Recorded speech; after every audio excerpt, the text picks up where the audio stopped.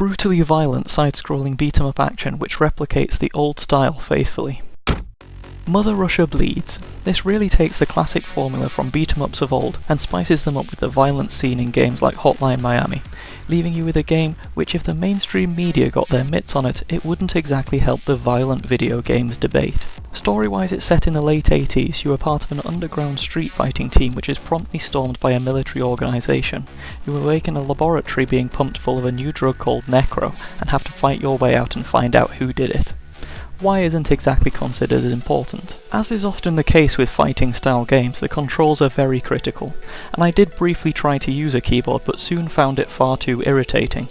It would be possible to play it, but if you have a controller, it just makes more sense to go down this route. Left stick is used for your movement, and your basic set of controls consist of punch, kick, grab and jump, which can be used to create various combos to send the never-ending army of dudes who don't seem to like you flying across the screen. But you do also have a dash button which can be thrown into the mix, and you'll quickly find that it's probably the most important button you have, as it's one of the few that actually lets you knock down huge sections of enemies in one go. The only really unique part comes from the triggers, which control the syringe of Necro that you carry around. So it can be used to either heal a small portion of your health bar, or used to trigger a special effect which you can choose in the options screen. The default is a rage which increases your speed and the power of your attacks. To feed your Necro craving, you need to collect the drug as you go from the fallen enemies around you. This is indicated by a small sound effect and their still twitching corpse. Naturally, you jam a needle in their face and extract as much of the lethal substance as you can so you can use it later yourself. It's such a lovely game, but this can be quite challenging at times because, as previously stated, there are loads of enemies in each fight, each wanting to pummel you, so stopping just to get some vital fluids isn't exactly possible. It usually means that you have to hope that one of the last kills in the fight leaves you something to take for the next area. To me, this game is incredibly difficult. I've never been the best at beat-em-ups as it's something I haven't played too much of, but this felt particularly tricky. There were 3 or 4 times where I really couldn't understand how to progress, and I had to repeat the same section several times just to work out what I was supposed to be doing. It really doesn't help that some of the chosen checkpoints make you pass through some really tedious easy sections just to get to the part which kicks your ass. One of the redeeming features is that if you encounter a story section, you can actually skip it instead of having to watch it every time you die. I also feel like they missed out on one of the real reasons some modern games get away with a steep difficulty curve, such as the previously mentioned Hotline Miami. These often have little to no loading times, which means if you fail, it keeps you in the zone and deaths aren't as frustrating. But in Mother Russia Bleeds, if you go down, you have to sit through the loading screen again, press start, wait for your character to run in, potentially skip through some dialogue, and then you're finally back to your fighting. It breaks up the action, and if you're already struggling, it just becomes annoying.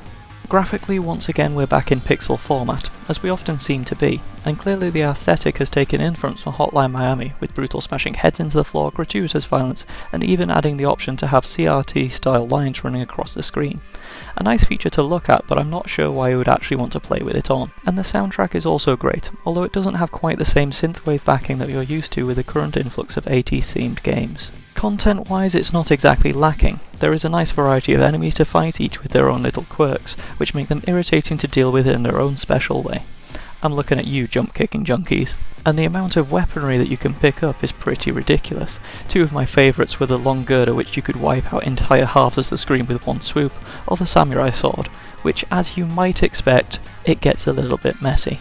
So it's not exactly lacking, but at the same time the game only took me 4.5 hours to complete, and that's with me struggling in several sections. I imagine someone particularly good at beat-em-ups would storm through this game in no time. There is some replayability as it has survival arenas to work up the ranks in, and unlock new drugs which can then be used in the campaign.